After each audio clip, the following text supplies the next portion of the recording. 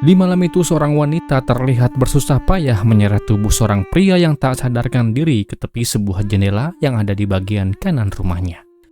Sekilas setelah dia pantau kondisi lingkungan rumahnya yang juga bertepian dengan kawasan laut di Baru Ulu Balikpapan yakin sepi, si wanita tanpa ragu kemudian diangkat tubuh itu dan dilemparnya begitu saja ke dalam area laut yang gelap dan berharap tubuh itu bisa hanyut sejauh-jauhnya, yang merupakan desa tepi laut dengan rumah-rumah panggungnya.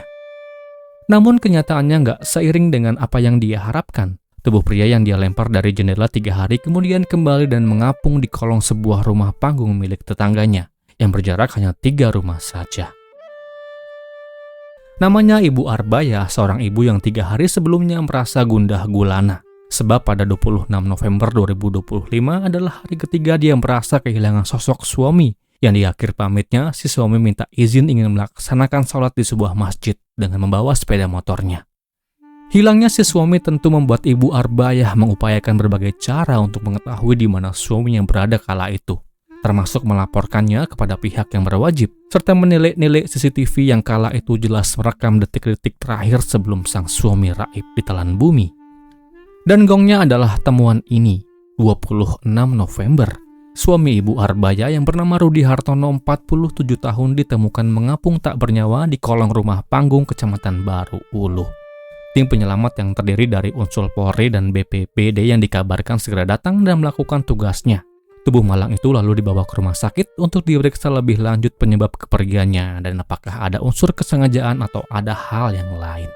Temuan ini tentu membuat warga yang tinggal di Jalan Ledjen Suprapto RT 50 Jembatan 4 Kelurahan Baru Ulu Balikpapan gempar.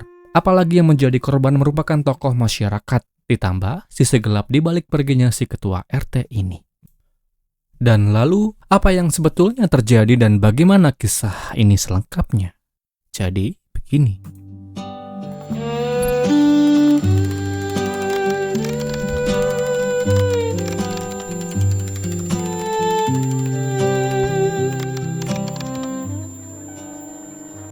Di sebuah toko yang menjual kue dan roti, Sumarni alias Marni 44 tahun bekerja banting tulang demi menghidupi keluarganya. Marni mengontrak sebuah rumah di Jalan Ledjen Suprapto RT 50 Jembatan 4 Kelurahan Baru Ulu Balikpapan. Dia tinggal terpisah dengan sang suami yang tinggal di Jalan Gunung Traktor Kelurahan Baru Tengah Balikpapan Barat. Alasan Marni tinggal berpisah adalah demi mendekati tempat kerjanya, sedangkan si suami menetap dikarenakan menderita sebuah penyakit. Nah, alasan inilah yang membuat Marni kala itu menjadi tulang punggung bagi keluarganya. Marni bekerja di toko roti sejak tahun 2023. Selain memiliki pribadi yang ceria dan mudah bergaul, Marni dikatakan juga nggak pernah memilih dengan siapa dia akan berteman. Pria wanita, tua muda, kaya miskin, pokoknya mari sini. Nah, termasuk dalam hal ini, dikatakan Marni terlibat di dalam sebuah pertemanan yang cukup dekat dengan seorang pria yang bernama, Rudi Hartono 47 tahun, seorang ketua RT. Lebih lanjut disebutkan dari berbagai sumber yang saya dapatkan di media-media online serta putusan Pengadilan Negeri Balikpapan. Rudi ini adalah seorang pria beristri yang juga telah hidup bahagia dengan beberapa orang anak dan cucu-cucunya. Ibu Arbaya dalam kesaksian yang pernah ia beberkan di wajah persidangan kala itu dia mengatakan bahwa suaminya memang memiliki riwayat penyakit diabetes dan kolesterol sejak tahun 2022. Namun lebih lanjut dikatakan semua penyakit yang Rudi derita dapat termanage dengan baik. Hal itu dikarenakan Rudi sering memeriksakan kondisi kesehatannya kepada dokter di Rumah Sakit Umum Daerah Beriman Balikpapan, sehingga apapun yang menjadi kekhawatirannya kala itu bisa dengan mudah menemukan jawaban-jawaban yang pasti dari dokter yang memeriksakannya. Sabtu malam 22 November 2025, suasana di rumah yang mereka tinggali awalnya berjalan seperti biasa. Sekitar pukul 18.20 waktu Indonesia Tengah, atau tepat saat azan maghrib mulai terdengar, Rudi pamit kepada Ibu Arbaya. Dia mengatakan ingin mengantarkan cucunya pulang ke rumah, sekaligus mampir sholat maghrib di Masjid Al-Ula. Rudi pergi seperti biasa, tenang dan tanpa meninggalkan firasat apapun bahwa itu akan menjadi terakhir kalinya dia terlihat hidup oleh keluarganya. Lalu di jam 9 malam, Ibu Arbaya tertidur dan dia mengira suaminya mungkin masih ada di luar atau masih ada urusan lain. Namun esok harinya, Rudi belum juga pulang. Awalnya keluarga masih berpikir mungkin ada urusan lain. Namun semakin waktu berjalan, perasaan khawatir mulai muncul. Karena menurut Ibu Arbaya, suaminya tak pernah pergi tanpa kabar selama itu.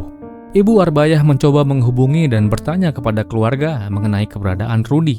Namun tak ada satupun yang tahu di mana suaminya itu berada. 2 hari berlalu tanpa kabar. Pada 24 November, Ibu Arbayah akhirnya melapor kepada Polsek Balikpapan terkait hilangnya sang suami. Setelah laporan dibuat, keluarga terus melakukan pencarian. Mereka mencari ke berbagai tempat, berharap Rudy bisa ditemukan dalam keadaan sehat dan tak kurang satu apapun. Namun hingga masuk hari ketiga, tak ada kabar apapun yang datang kala itu. Sampai akhirnya pada 25 November 2025 jam 11 malam sebuah telepon masuk diterima oleh keluarga Ibu Arbayah. Disebutkan bahwa ada temuan tubuh manusia yang ditemukan di bawah kolong jembatan di Jalan Ledjen Suprapto, Gang Jembatan 4, Kelurahan Baru Ulu, Balikpapan Barat. Dan setelah dicek, benar tubuh itu merupakan tubuh dari Rudy Hartono. Mendengar kabar itu, Ibu Arbayah langsung menuju lokasi. Sesampainya di sana, ia melihat ke arah bawah kolong jembatan tempat tubuh itu ditemukan. Tubuhnya langsung lemas, sehingga warga sekitar membantunya duduk di sekitar rumah warga. Proses evakuasi berlangsung sekitar 2 jam lamanya. Setelah berhasil dievakuasi, tubuh malang Pak Rudy Hartono kemudian dibawa ke Rumah Sakit Umum Daerah Kanujoso untuk dilakukan otopsi. Di rumah sakit, petugas menemukan beberapa barang milik korban yang ada di kantong celananya, diantaranya dompet berisi KTP, SIM, dan lain-lain, kunci motor, dan uang tunai Rp600.000. Namun handphone milik korban tidak ditemukan. Pemeriksaan yang dilakukan oleh tim forensik mengejutkan banyak pihak kala itu.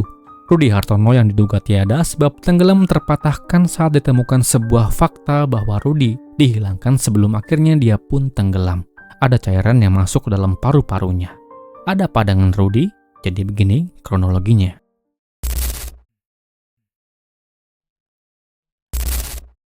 Pada malam ketika Marni pulang kerja pada Sabtu 23 November 2025 sampai di rumah seperti biasa. Dia mandi dan bersih-bersih diri. Setelah selesai, Marni masuk dalam kamarnya dan katanya dalam kamarnya dia mendapati Rudy Hartono atau yang dikenal warga sebagai Pak RT telah berada dalam kamarnya. Marni yang kaget dan canggung segera dia ambil pakaiannya dari lemari lalu kembali dalam kamar mandi untuk berpakaian. Setelah itu Marni kembali dan percakapan di antara mereka mulai terjadi. Dari sebuah keterangan yang Marni sampaikan, Rudy kala itu sempat bertanya kepadanya. Dia berkata, "Jadikah kau pulang, Dek?" Marni lalu menjawab bahwa dirinya kemungkinan akan pulang ke Palu setelah menerima gaji. Mendengar jawaban itu, Rudy katakan langsung merespon dengan kalimat yang kemudian menjadi perhatian dalam kasus ini. Rudy katakan, "Jangan, Dek, kalau adek pulang ke Palu lebih baik kakak yang tinggalin adek untuk selamanya daripada adek tinggalin kakak di sini." Setelah percakapan itu, Sumarni lalu berbaring di tempat tidur, sementara Rudy duduk di lantai kamar. Tidak lama kemudian, Rudy menarik tangan Marni dan menempelkannya ke bagian dadanya. Marni lalu bertanya kenapa dadanya berdebar, namun Rudy hanya menjawab kalau dadanya agak terasa sakit. Setelah itu Rudy lalu berdiri dan berusaha mendekati Marni yang sedang ada di atas ranjang tidurnya. Nah, beberapa saat setelah Rudy ada di dekat Marni, tiba-tiba saja masih dari akuan yang disampaikan oleh Marni, Rudy berteriak dengan nada pelan namun pendek, lalu tubuhnya jatuh bersandar di dada Marni. Awalnya Marni mengira tak terjadi suatu hal yang serius. Marni pun membiarkan Rudy tertidur sambil bermain handphone di atas tempat tidurnya. Lalu sekitar 30 menit kemudian, Marni mencoba membangunkannya namun tak ada respon sama sekali. Karena mengira dia hanya tertidur, Marni kembali membiarkannya. Namun sekitar 10 menit kemudian dia kembali mencoba membangunkannya untuk kedua kalinya. Saat itu Marni merasa mulai curiga sebab tubuh Rudy dikatakan tak bergerak dan terlihat lemah serta lunglai. Kepalanya sempat diangkat namun tetap tak ada jawaban. Marni lalu menurunkan tubuh Rudy ke atas lantai sambil terus mencoba membangunkannya. Ia juga mengecek nadi, nafas, mata, bahkan mencoba melakukan CPR di bagian dada korban. Tapi dari pengakuannya tetap tak ada respon sama sekali. Nah, dalam keadaan panik dan takut diketahui oleh warga sekitar, Marni kemudian mengambil sebuah keputusan yang sungguh ini merupakan keputusan yang paling gila dalam hidupnya. Alih-alih minta tolong di tengah kolapsnya Pak RT, malah tubuh Rudy lalu diangkatnya menuju jendela. Dengan kedua tangan Pak RT lebih dulu diarahkan keluar jendela, Marni lalu mendorong tubuh Rudy dari belakang hingga jatuh ke area bawah rumah yang mengarah ke laut. Dan tanpa Marni sadari saat itu, saat ia lempar tubuh Rudy masih dalam keadaan bernyawa. Marni mengakui bahwa dia takut dan panik sebab Rudy roboh dalam kamarnya. Apalagi dikatakan bahwa selama dia menempati rumah itu selama 7 bulan, di 1 bulan terakhir ia akui bahwa ia menjalani hubungan yang cukup dekat dengan Rudy. Dikatakan sudah 3 kali katanya, Rudi datang menyambangi rumah kontrakannya. Atas kepergian Pak Rudi Hartono, saya dan tim mengucapkan duka yang mendalam.